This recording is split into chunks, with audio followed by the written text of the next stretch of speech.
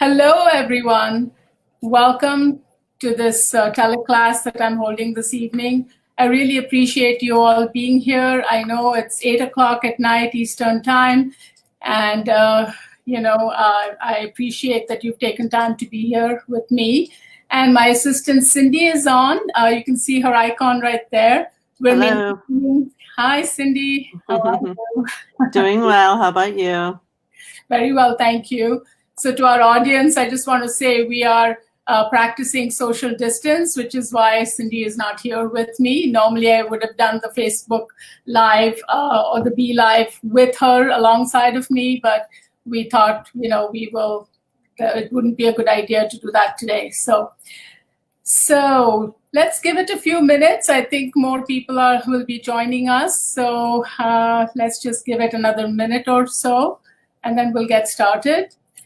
So Cindy so how is anybody else on the call yet? I am not able to tell from my view. Okay. Just give it a minute. Yeah, we just need to give it a minute and then we'll just get started. And in any case, this will be recorded and will stream on this site as well as two other sites, Seeking Happiness with Dr. Arathi Rao, as well as Embracing Life. So we have a couple other places where this will be streaming. So for those of you who will be joining us later or watching the replay, the recording, it's fine. You will get it. So yeah, Cindy, this has been quite the time, for everybody. Are you there? Yes, big adjustments for many, many people. Indeed. I'm here. Yeah, big adjustments for everyone. Who knew? Even 3 weeks ago, we thought it was, something that's going to be not as big a deal as it's turned out to be, and here we are. So. Yep. When it started, we were safely on the other side of the world. Yeah, absolutely. And none of us have lived through a pandemic, so none of us knew what to expect, I suppose, to this level. I mean, there have been other pandemics, I suppose, like the SARS virus and others, but nothing to this degree. So this has really broadsided the entire globe, Yes, it has. Yeah. So. Okay, we're going to be starting right now. And so what I'd like to do before we even get started, I just want to say welcome, everyone. I'm so glad that everybody's here with us today. This is a very, very trying time for everyone. And just the other day, I was thinking, what is it that I can do to reach out and help people who are suffering in many ways? I mean, the level of anxiety is so high. I'm seeing that in my patients and my family members, my friends, all kinds of everybody, I should say. I haven't met anyone who has not been affected by this to lesser or greater degree. So I thought, what is it that I can do? And I was talking to my husband, and he said, why don't you offer like a stress management class, or I hate to call it a class, let's call it a session every Wednesday night. And I thought, what a great idea. This is something that I can offer. I've been doing a lot of stress management workshops, etc., over the years, and it's a topic dear to my heart. So I thought, okay, this is some way that I can contribute. So here we are. And what I'd like to do is, before we really get into the meat and, of this whole session, I'd like everybody to take 3 deep breaths, please. And the reason for that is I want everybody to be present here for the next 45 minutes to perhaps an hour. Let's just be present. Let's just leave everything else that we've been worrying about or doing outside. Let's just leave that outside. And let's just be present here with each other, supporting each other, and learning from each other. And I will be sharing with you what my agenda is after our little exercise. So please take your first deep breath. Inhale. And slowly exhale.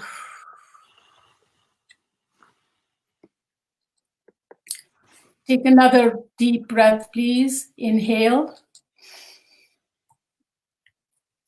And slowly exhale.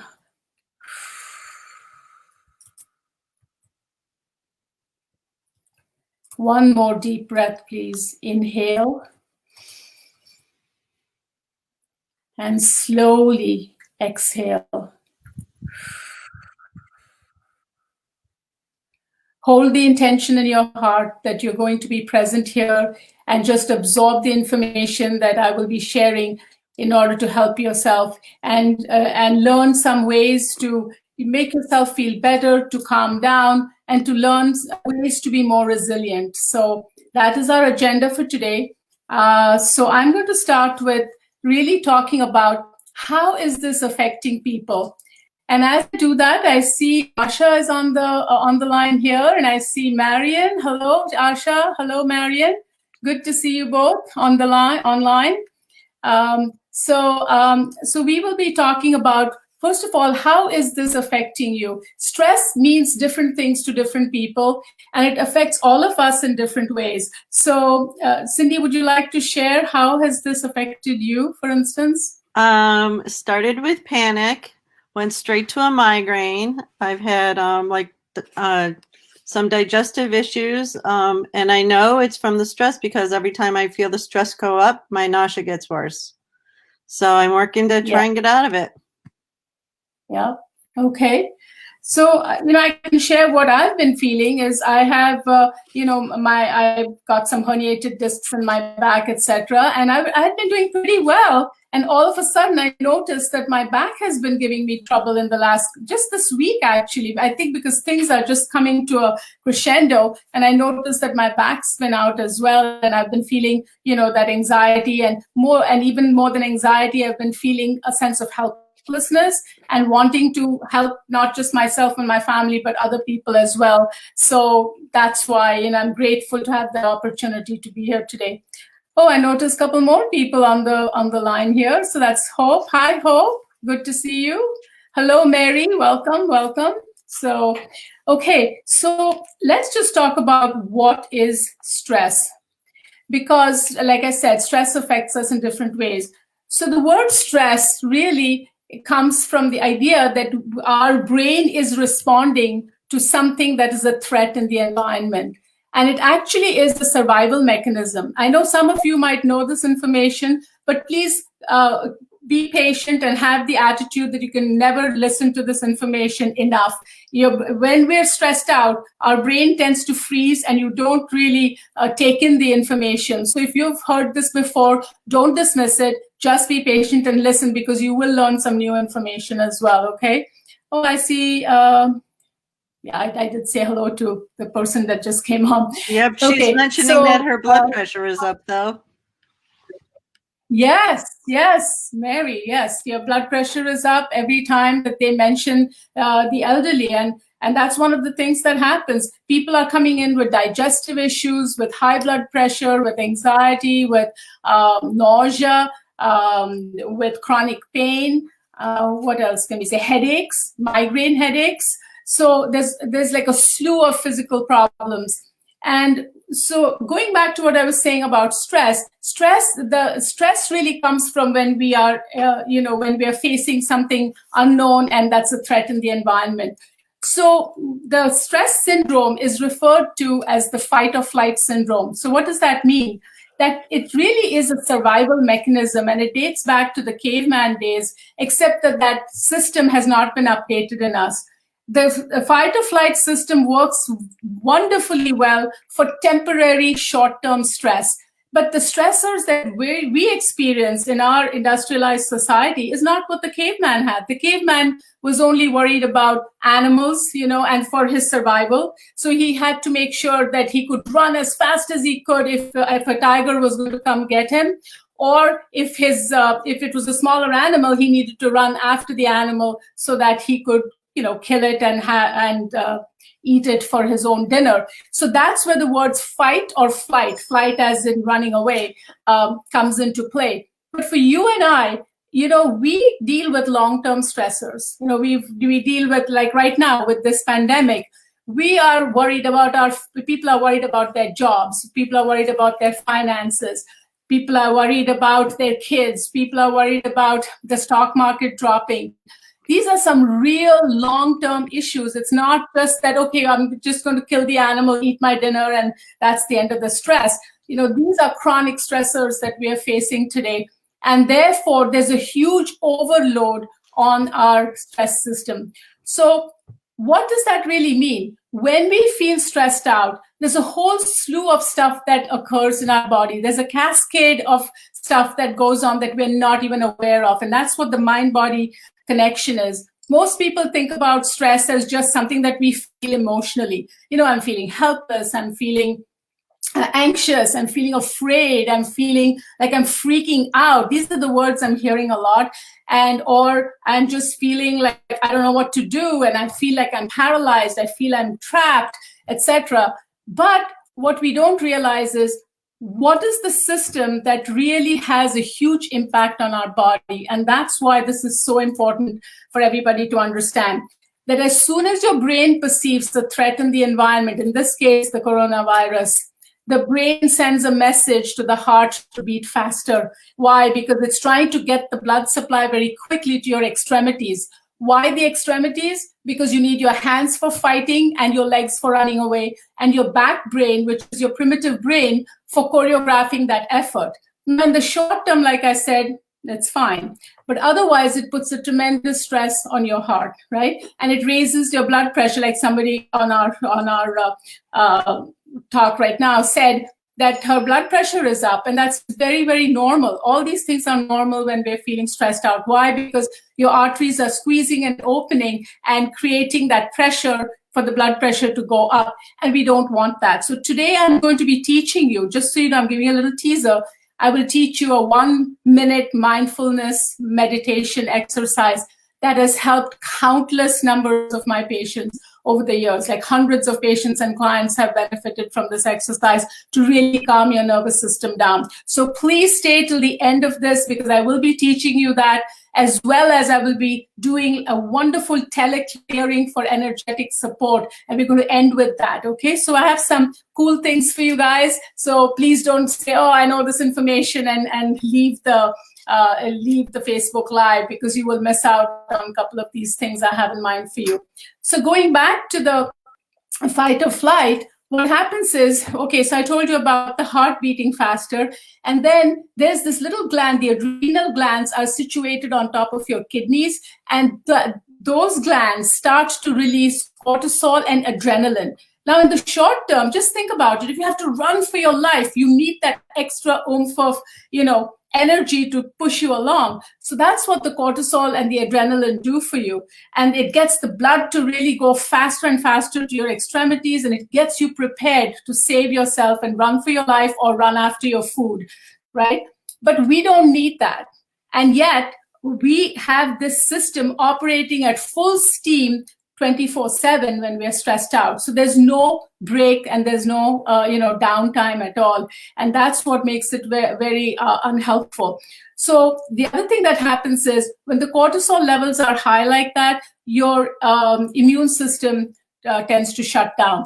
Why? Because your brain thinks, who cares about the germs? I mean, right now the tigers are coming after me. I don't care about germs. Look, the brain is not aware of the coronavirus. That's not its priority. Its priority for the fight or flight system is to ward off animals. Because remember what I said at the beginning of my talk, our survival system has not been updated from the time of the caveman. So the brain is still thinking, oh, there's a tiger coming after me, so I better, save myself. It's not thinking about the virus. So our immune system tends to shut down, and we can't afford for that to happen. So my goal for you today is to really teach you things that you can learn to really take into consideration what is it that we can do in this environment to help ourselves to become more resilient and hopefully to prevent getting the coronavirus, or even if we do get it, to be able to strengthen our immune system to a level where we can either fight it off or at least to keep it, as mild as possible, if God forbid we should get the symptoms. So we need to understand. So what do we need to do? If we are stressed out, just think about it. What happens if we're stressed out? I just told you, your immune system stays ineffective, and it's not going to be able to fight the very virus that we wanted to fight off. So we need to learn ways to help ourselves to stay strong, to stay healthy, and to stay resilient, and to boost your immune system. And that's what I will be getting into right now. So what are some of the other things that we tend to feel when we're stressed out? Anybody else want to write in the chat box? I think somebody said you're feeling anxiety due to the uncertainty of how long this will go on, especially about grandchildren. That's what Asha is writing in here. And you're right, so there's a sense of helplessness that comes from that, and the anxiety, because you don't know how long. And are we supposed to stay in this hyper alert state for a long period of time? That is not going to be good for us, right? So we need to figure out how we can change that. And again, Marion says not sleeping well. Why? Because our mind is going, just running like mile a minute. The mind keeps going. So where does anxiety come from? Think about that. So anxiety comes from, there are different brain networks in our brain, okay? So the anxiety really comes from nothing that's real. Anxiety never comes from anything that truly is real. What happens is our imagination network, there's a part of the brain that's called the imagination network, and it conjures up the worst possible scenarios, and that's called catastrophic thinking. So it takes us down all kinds of rabbit holes. Some may be, fairly realistic, but 90% of them are not. So we imagine the worst possible thing happening to us or to our loved ones at all times, because that is on overdrive, the imagination network. And when we say imagination, it's thinking about things that haven't yet happened, but that could happen. Now remember, the brain does not know that it is just a thought, and that it's, we're thinking about, or we're fearing these things that could happen in the future. Your brain thinks that it's happening right now. Please, folks, pay attention to this. Even if we think about something that happened, say, 10, 15 years ago, and we're worrying about that right now, your brain starts reacting via fight or flight as if that scenario is occurring right this moment. And the same thing, if you're thinking about, oh my God, what if this happens? What if that? If I get the virus? What if when we get into that sort of what if thinking, your brain starts to react as if all of those things are happening right now in the moment. Yes, so Mary just wrote that she feels like it's a nightmare that she can't wake up from. Exactly. So we need to keep that part of our brain calm, because it's now wired, right? It's really wired to have that stress response 24/7. So we need to, first of all, rewire our brain to calm it down. So can people write in the chat box, how many of you meditate, or how many of you do deep breathing? Can anybody write in there? Maybe just write in the chat box if you do. I know, I do deep breathing. I do deep breathing, and I started looking up meditations. Okay. Well, today you're going to learn this. I'm going to, like I said earlier, I will teach you this 1-minute breathing meditation that, will really help you if you do it consistently. So consistency is really the name of the game, because if you're not consistent. And so I think Marion says she does it, but not on a regular basis. So why do we need to do Mary it on a regular basis? Huh? Oh, she does Headspace. Oh, yeah. Good for you, Mary. Good for you. So, and Hope says she does heart breathing. Excellent. Heart breathing. That's very good too, Hope. So somebody said that you do it, but not on a regular basis. So why is it important to do this, what I'm going to teach you today with the breathing on a regular basis? Can anybody write in there? Oh, Asha says she meditates also, but again, not always very successfully. So why does it not work when we don't do it consistently? Can anyone write in there? Oh, Carol says she does deep breathing. Good for you, Carol. So, and again, it's not to condemn anyone for not doing it. So please don't feel that. It's a very difficult thing for the human brain to do something consistently. It just is. Try exercise, dieting, meditating. It's very hard for most people to keep it up. But in this case, I really, implore all of you, make it a practice. And I'll tell you why. It takes 21 days to change a habit. Okay. So if you do it inconsistently, you are not going to be able to rewire your brain for this new habit of changing your default response. Right now, your default response is to go into fight or flight, like, oh my God, what's going to happen? What's going to happen? That kind of anxiety and fear and, helplessness, hopelessness, anxiety, depression, all of that. We want to try and change that as much as possible, but it's going to take at least 21 days of consistent practice with what I'm going to teach you to be able to keep that up. Because your brain puts down neural pathways. When you change a habit, it takes about 2 days. And you'll see if I were to do a brain scan on your brain, I would see like a very faint neural pathway that the brain puts down when you develop a new habit, when you start a new habit. However, if you stop doing it for a couple of days, that pathway is gone. So you have to lay down a new pathway. So then you're just like stop and go, and it's not going to help you because you're not going to get that consistent effort. And in order to rewire your brain so that you can build resilience and strength and help yourself to deal with these stressful situations, you need to be very, very consistent. Okay?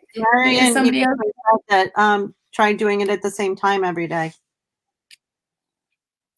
Okay, the breathing I'm going to be teaching you is really every hour for 1 minute. I know some of you are balking at it, like every hour, who in the world has the time? But just think about it. We're all breathing anyways, and I'm simply asking you to do this breathing, which is 5 to 6 breaths, nothing more than that, once an hour. Okay, and if you cannot do it every hour, you can either turn on like a little alarm, or you can have something called a mindfulness bell. So you can do some of these things, but I'm just saying to you that you just think about it. 5 to 6 breaths every hour is not such a big deal. And what you can do is associate it with something else that you do anyways, which is, you can tell yourself, I will take this 5 or 6 breaths the way that I'm going to show you in a minute. Like right before I get out of bed. So that could be a first one. The second could be like right after I take a shower. The third one, right, after breakfast, lunch, dinner, every time I go to the bathroom to pee. So there you get it. You'll be able to get in at least 10, 12 times the day. You'll be able to do it. And if you do that consistently, you will see some remarkable shifts. Believe me, the people who practice this have seen some remarkable shifts and transformations. Now, we have a comment you might want to address from Asha. Yeah. That it may sound, this level of anxiety, I find it hard to stay focused. Need to feel a bit calm to be able to focus. Any suggestions? Okay. Oh, that's a great one, Asha, because the lack of focus also comes because you're stressed out. Okay. When we're stressed, remember, the blood supply is really going to our extremities, to our hands, legs, and your back brain. It's not going to your prefrontal cortex, and this is your thinking brain, your rational brain. And when we are stressed out, like you said, you can't focus. Why can't you focus? Because there's not enough blood going to this part of your brain. So this 1 minute exercise is really something that helps to lift brain fog, which is what you're describing there with the lack of focus.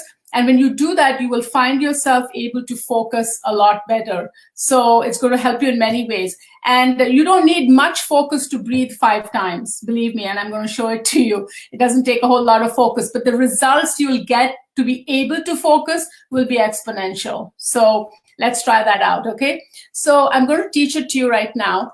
What I'd like you all to do is we're going to breathe in through our nose, like you're breathing in, like you're smelling roses. So just try that. And you're going to breathe out through your mouth like you're blowing out a candle.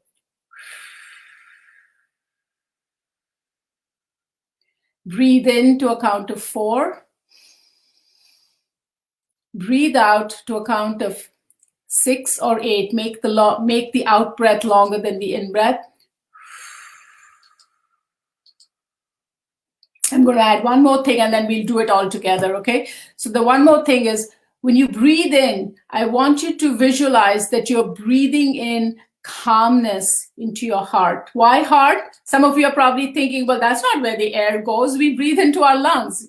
I know that. But the thing is that the heart is where we hold a lot of our emotions. This is where we feel the anxiety, or we feel it in our stomachs. We just feel it in this area.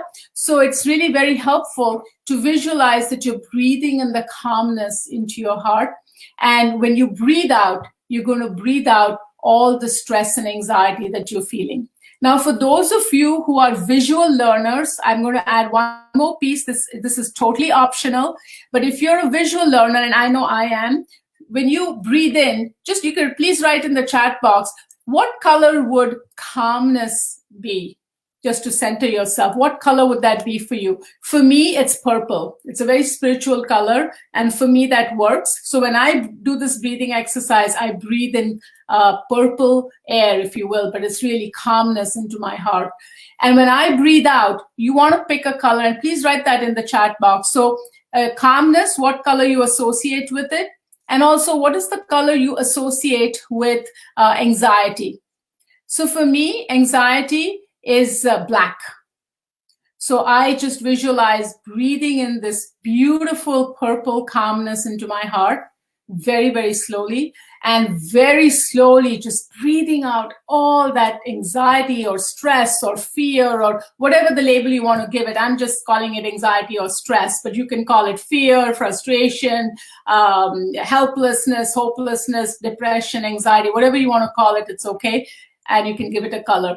If it is distracting to you, forget about the color. The color is just for those of you who say, I don't know what calmness feels like. Okay, then breathe in purple air, or breathe in, pink air or blue air or something. So, but if you add it in, it can just add one more dimension to the exercise. Did everybody get it? Everybody? Oh, Asha says calmness is yellow, anxiety is black. Excellent. Mary says it's blue. I'm assuming that's calmness, Mary. And anybody else, I'm sure you have your own colors if you want it. So let's try this exercise, please. This will do so many things for you. Let me tell you. One is that when you calm down, your blood supply is going to be evenly distributed, so that, Asha, for somebody like you, you're going to be able to think more clearly. You're going to be able to problem solve more clearly and engage your rational brain, which is in your prefrontal cortex. You'll be able to activate that and, suppress that imagination network of the brain, which is constantly running to, what if this happens? What if that happens? This one engages the rational brain, which then helps you to focus on solutions rather than the problem itself, right? So that's going to help you. The other thing it also does is it opens up your arteries. So for you, for instance, Mary, you had mentioned earlier about the high blood pressure that you're having and anxiety. Your arteries will stay open, and we want those arteries to stay open. Why? Because then the blood pressure can slowly come down, okay?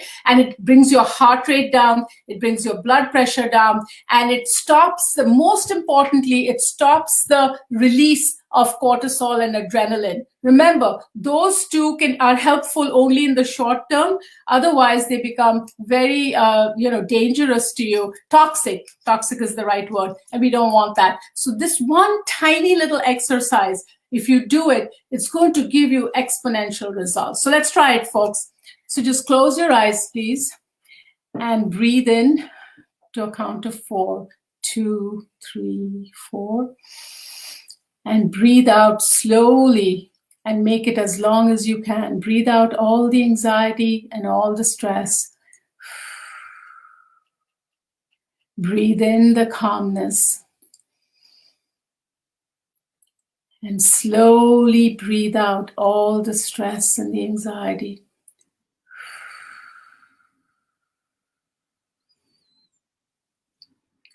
Breathe in the calmness. And slowly breathe out all the stress and anxiety.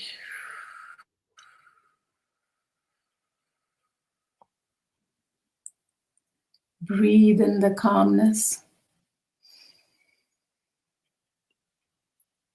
Breathe out all the stress and anxiety.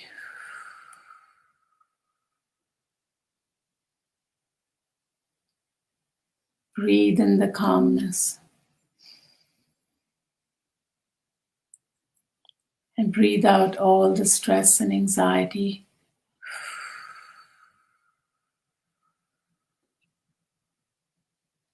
And let's do it one more time. Breathe in the calmness. And breathe out all the anxiety. Now I'd like you to keep your eyes closed, and I'm going to ring my bell, and I'd like you to savor this experience.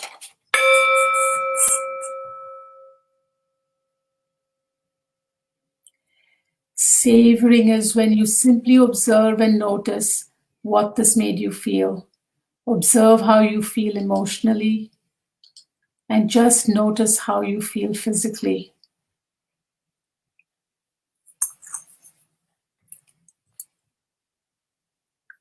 Okay.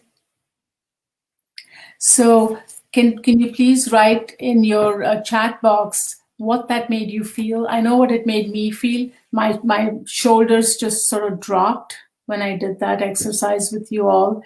And my stomach was just, I think I was also tense with that coming on to this, and also with everything else that I hear on the news. So my stomach has calmed down. My back muscles that were tight have released, all in this 1 minute. So if you like, just please put that in the, in the chat box, please, if you can. Yeah, I felt similar to you. I felt my shoulders and my back totally relaxed. Yeah. Yep. You did, right, Cindy? Yeah. Yeah. So, some of you may or may not have felt something right away because this is the first time you're doing it. But believe me, if you do, here, Marion says, mine too. She says, I always carry stress in my shoulders and neck, and it released that. That's excellent, Marion. Thank you for sharing. Oh, and Carol writes, relieved of tension. Wow, that's awesome. Good for you, Carol. And Dora says, I feel I can breathe again. Wow, awesome. Thank you, folks, for sharing.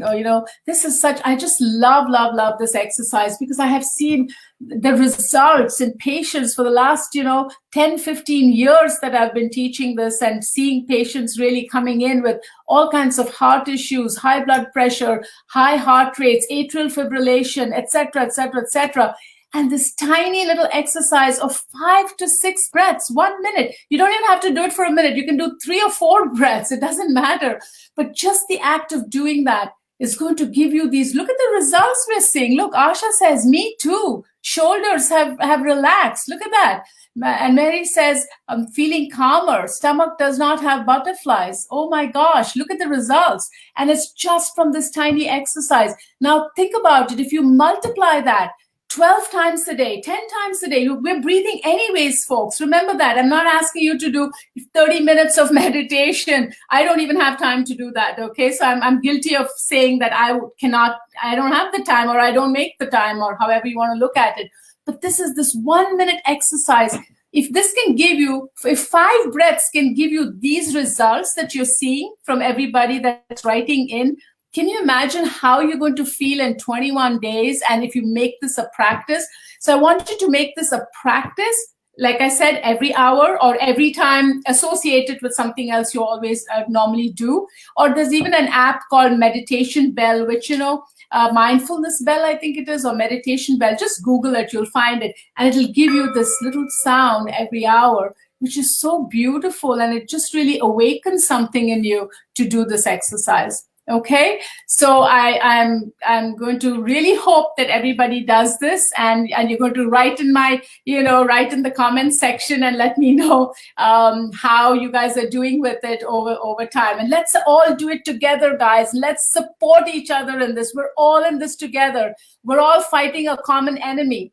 It's the virus, and we're all in this together, and we want to help each other to become resilient and to become stronger and to be calmer. because that is something we can do. The one thing that everybody says is we are all feeling is a loss of control. Like, what do we do with the virus? And we are all feeling helpless and just kind of helpless and hopeless. But this exercise makes you feel that, okay, I can exercise some control. There's something I can do to make myself resilient. There's something I can do to help, teach my family. Like, teach this to your kids, to your siblings, to your friends, to whoever. It's such an easy exercise to learn. And let's all become strong together. Okay, so that's my real wish for you. Now, I promised you that I was going to do this wonderful teleclearing for you as well. And let's do that. And I'm really excited about this, folks. This is by Dr. Sandra Radomski, and she had given permission for this to be shared. So I'm going to be doing this as a meditation for everybody, but it really is a teleclearing for energetic support. And so I'm going to be reading off all these statements, these wonderful statements to boost your immune system, to ward off the virus, to be more resilient, and you'll see how you're going to feel at the end of it. When I did this with one of my patients earlier, she felt like a real sense of calmness and peace that came over her. And Dr. Radomski is a very well-known naturopath, and she's been doing this. Her program is called Ask and Receive, and she's been doing this for a long time. And so what I want you to do is, let's take 2 or 3 deep breaths and to start off. And the reason for that is I want you to be able to open yourselves up for this clearing. And we're going to, so that we can release whatever you're holding on to and open yourself up for this clearing. So let's take one breath. I'm going to use my bell, my singing bowl. So take a deep breath, please. And hold the intention that you're going to open your heart up and open your body and every cell in your body to receive this clearing. And breathe it out.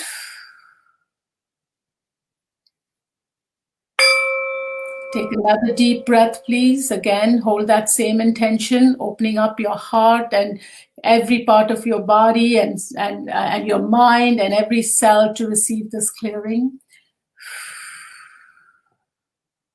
And one last breath, please. Breathe in. Again, hold the same intention and open yourself up. And exhale. And now close your eyes and just relax. If you're lying down, please do. It might help you to relax and fall asleep. Well, or if you're sitting up, just have a pillow or hold on to a pillow. That can be very, very, calming, or a stuffed animal or something, and just listen to me. That's all you have to do. All right. So here goes. This is a teleclearing for energetic support. There is a part of my being that already knows how to activate the myelinated part of my vagus nerve in order to calm me down, turn off my stress response, and connect with others in a way that makes us all feel safe. That part of my being is willing to inform the rest of me now. It is doing so now with grace and ease. My mind, body, and spirit are receiving this information. The information transfer is now complete. There is a part of my being that already knows. I feel calm and safe even when others around me are frightened. That part of my being is willing to inform the rest of me now. It is doing so now with grace and ease. My mind, body, and spirit are receiving this information. The information transfer is now complete. There is a part of my being that already knows. I take reasonable precautions and feel calm and protected at the same time. That part of my being is willing to inform the rest of me now. It is doing so now with grace and ease. My mind, body, and spirit are receiving this information. The information transfer is now complete. There is a part of my being that already knows. I hold the possibility that the world is safe and this too shall pass. That part of my being is willing to inform the rest of me now. It is doing so now with grace and ease. My mind, body, and spirit are receiving this information. The information transfer is now complete. There is a part of my being that already knows the specific frequency at which to vibrate so I completely eliminate any coronavirus infection in my body. That part of my being is willing to inform the rest of me now. It is doing so now with grace and ease. My mind, body, and spirit are receiving this information. The information transfer is now complete. There is a part of my being that already knows I am immune to the coronavirus. That part of my being is willing to inform the rest of me now. It is doing so now with grace and ease. My mind, body, and spirit are receiving this information. The information transfer is now complete. There is a part of my being that already knows. My body easily releases any pathogens in my system, coronavirus or others. That part of my being is willing to inform the rest of me now. It is doing so now with grace and ease. My mind, body, and spirit are receiving this information. The information transfer is now complete. There is a part of my being that already knows. My immune system releases any excess inflammation. It is not needed, and I am safe. That part of my being is willing to inform the rest of me now. It is doing so now with grace and ease. My mind, body, and spirit are receiving this information. The information transfer is now complete. There is a part of my being that already knows that the coronavirus and other pathogens do not want to live in my body. That part of my being is willing to inform the rest of me now. It is doing so now with grace and ease. My mind, body, and spirit are receiving this information.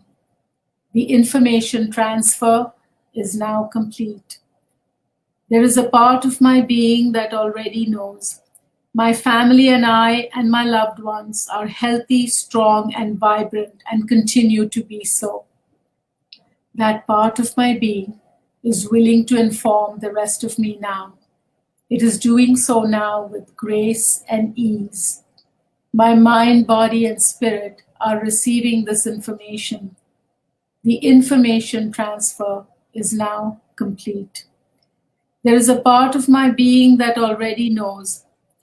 My body has the correct immune system response to any pathogen. That part of my being is willing to inform the rest of me now. It is doing so now with grace and ease. My mind, body, and spirit are receiving this information. The information transfer is now complete. There is a part of my being that already knows. My immune system efficiently protects my body and especially my lungs, even if I'm exposed to the coronavirus. That part of my being is willing to inform the rest of me now. It is doing so now with grace and ease. My mind, body, and spirit are receiving this information. The information transfer is now complete. So I'd like you to just take another deep breath, please. We do that 3 times. Let's just finish up and just savor the experience. Soak it all in. And visualize like a shield around you, because what I've done is cleared out a lot of those anxieties and other things. And we've created like a shield, and we're all in this together. So visualize this wonderful shield and virtually hold hands. Everybody on this call, let's hold hands and create that resilient kind of firewall, if you will, to the virus. And everybody else who listens to this recording later can join in, and let's all virtually hold hands. Soak it in. One more time. We'll do this 3 times. Just breathe in, and just soak it all in, and notice how you feel. And virtually holding hands, feeling that energy, feeling that firewall that we have built as a group to protect us and our loved ones and our neighbors and everyone around us and our community, our city, our state, our country, and the world at large. Let's help each other to protect ourselves. One last time, just breathe it in. Breathe it in and feel the power, feel the energy. And so be it. Okay.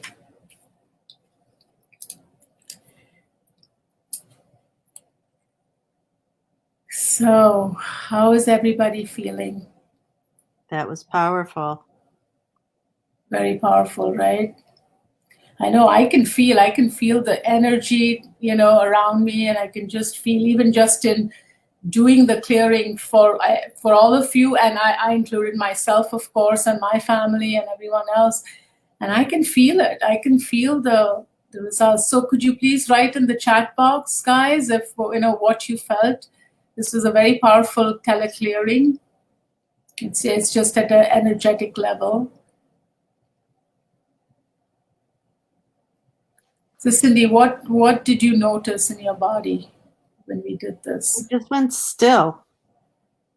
I almost didn't catch every word, but felt what the meaning was. Does that make sense? Yeah.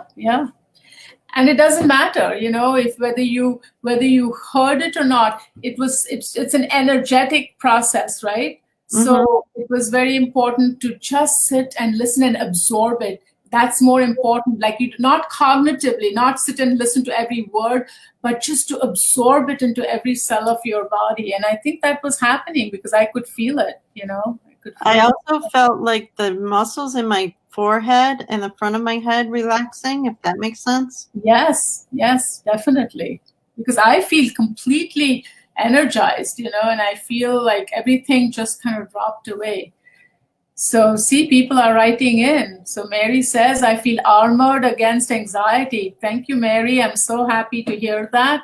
And Marion says, that was wonderful. Thank you. I hope that helped you too, Marion. And I hope that it helped everybody else that was, on the call. And I know that this will help your family members and everybody else. And, we're going to be archiving this, right, Cindy? Is this going to show up? It should stay on once it processes. Okay. So, folks, if this is going to stay on. So, and you can access it here. And those of you who have not joined my group, please join our group, which is called Seeking Happiness. So you could get on there and then, write in the chat box, but this will be also archived there. So you'll find it there as well. So, okay. Well, if there are any other questions, I'll be happy to answer. Otherwise, I have a lot more stuff to share with you guys next time, but I hate to take us back into our heads right now, because right now we are so relaxed. And, Carol writes, I feel empowered and more in control. Oh, that's wonderful, Carol. I'm so glad that people have, really can feel that,